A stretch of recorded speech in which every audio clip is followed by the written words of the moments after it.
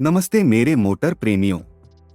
Formula one ग्रां pre Las Vegas को तूफान की तरह ले जाने के लिए तैयार कर रहा है। 40 साल के अनुपस्थिति के बाद पाप का शहर अब एक नई सड़क परिपथ का घर होगा, जिसमें 2 किलोमीटर लंबाई की आइकॉनिक लास वेगास स्ट्रिप के साथ फैला हुआ है।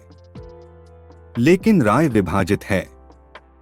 क्या यह इवेंट के मालिकों और प्रमोटरों लिबर्टी मीडिया के लिए एक विजय चक्र होगा, या यह एक भारी नकली पासा की तरह गिरेगा?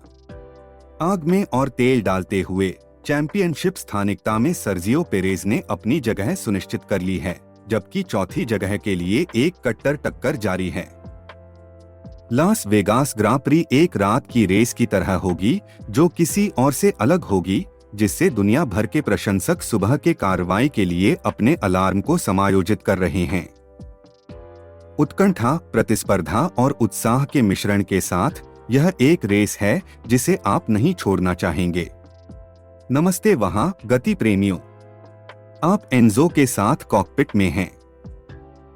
और यहाँ आपका सहपायलट विलियम कर्तव्य के लिए रिपोर्ट कर रहा है।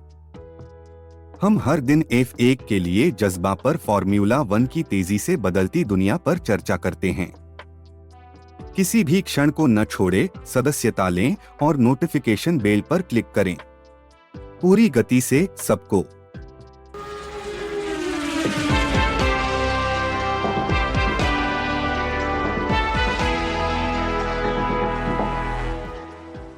तो जैसा कि हम कह रहे थे, लास वेगास में ग्रां प्री वास्तव में धूम मचा रहा है।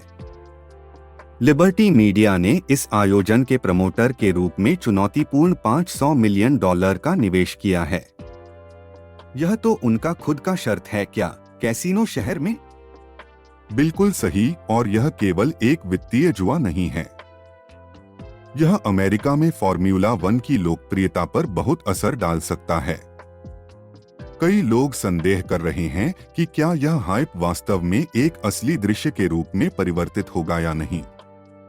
और जब हम चैंपियनशिप स्थिति में खोज करते हैं, तो साओ पाउलो में ग्रां प्री ने सर्जियो पेरेज की स्थिति को मजबूत किया है।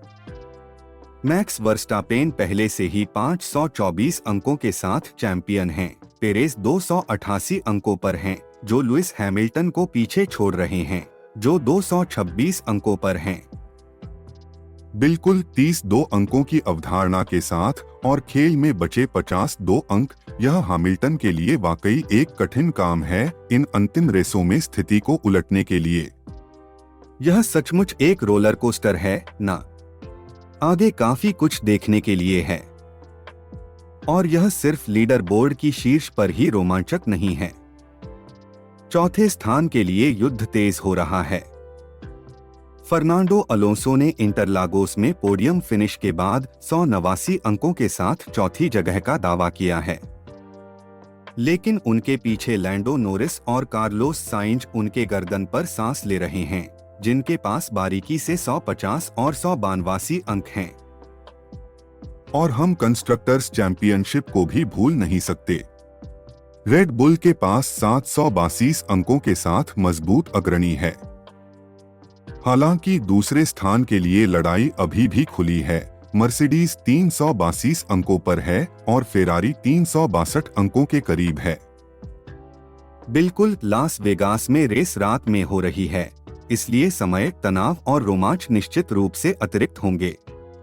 लेकिन अब तक यहीं तक हमारी चर्चा करते हैं। बेशक इवेंट के विकास के साथ हम और अधिक अपडेट और विश्लेषण के साथ वापस आएंगे। विलियम, हम ऑनलाइन समुदाय से कुछ चर्चाओं में डूबने क्यों नहीं जाते हैं? सबसे नवीनतम बकबक क्या है? ठीक है, लेया डेल वेस्ट द्वारा पूछे गए एक दिलचस्प सवाल है। उन्होंने पूछा है, एक शुरुआती ग्रिड जो एक टर्न को छाती है, इसके क्या प्रभाव हो सकते हैं? यह एक शानदार सवाल है। वास्तव में। और ब्लू हार्ट ग्लेशियर का जवाब है, उन्होंने कहा, ऐसा पहले भी हुआ है, पुराना सिल्वरस्टोन याद आता है। यह एक बड़ी मुद्दा नहीं है। यदि दृश्यता खराब है तो ग्रिड के नीचे लाइट्स रखी जाएंगी और टर्न इतना कम है कि यह व्यवहार पर बहुत अधिक परिवर्तन नहीं करता। तो ऐसा लगता है कि यह पहले से किया गया है। ठीक है, और भी है। लूक कार्ट्स ने अपने व्यक्तिगत अनुभव का साझा किया है। उन्होंने कहा, क्रॉफ्ट इससे भी बुरा है क्योंकि ग्रिड के पीछे हेयरपिन पर शुरू होता है, जिसे मैंने पहले किया है। दुर्भाग्य से इन दोनों ट्रैक पर लाइट्स देखना लगभग असंभव है, इसलिए आपको सिर्फ आगे की कारों पर भरोसा करना होगा। यह वास्तव में एक चुनौती जैसा लगता है।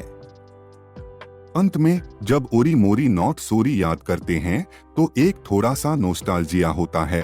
उन्होंने कहा, फिर जब मिका ने रिस्टार्ट पर क्रैश किया तो कमेंटेटर ठीक से बोले, ओह, इसका मतलब है कि मिका को कोल्थार्ड की कार को अधिकार करना होगा। ऐसा सोचो कि आज यह होता तो F1 सोशल मीडिया पागल हो जाता। याद आता है जब F1 अभी भी थोड़ा वनवासी और अत्यंत संवारा हुआ नहीं था जैसा कि आज है। वह अच्छे पुराने दिन जब खेल इतना संवारा नहीं था।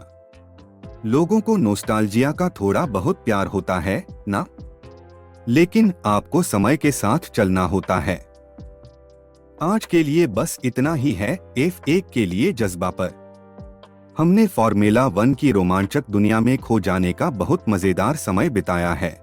पिछले रेसों का विश्लेषण किया, पूर्वानुमानों पर चर्चा की और आपके साथ संवाद किया।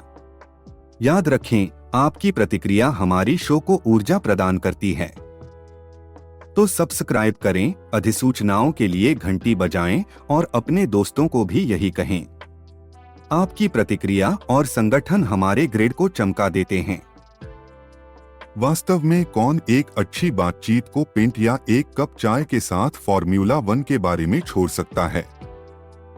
यह मौसम की चर्चा करने से तो निश्चित रूप से अधिक रोचक है। याद रखें, हम यहाँ रोजाना हैं, रेसिंग चर्चा की एक मजेदार भरपूर पेशकश करते हुए। बिल्कुल सही। आप सभी सुनने वालों का निरंतर समर्थन के लिए एक बड़ा धन्यवाद। हम अगले एपिसोड में आपको पकड़ लेंगे।